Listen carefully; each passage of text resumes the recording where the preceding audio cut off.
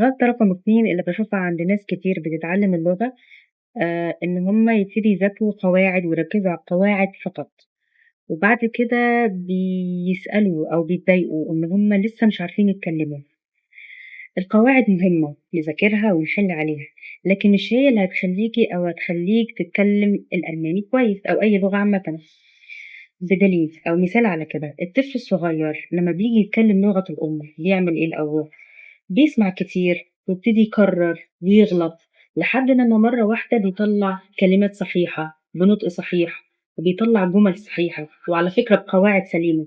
هل هو ابتدى أو الطفل الصغير ده ابتدى يذاكر قواعد مع نفسه أو كنا بنعلمه القواعد المبتدأ والخبر والكلام ده؟ لا خالص. كان بيعمل إيه؟ كان بيسمع كتير ويكرر بيسمع ويكرر، وده المطلوب مننا اللي إحنا نسمع اللغة كل يوم، وقبل ما ننام نكتب 3 جمل بسيطة، يبقى القواعد بتيجي بعد ممارسة اللغة مش قبل ممارسة اللغة. والحلقة الجاية إن شاء الله هنتكلم على غلطة رقم 3 اللي بتوقّف معظم الناس عن التقدم.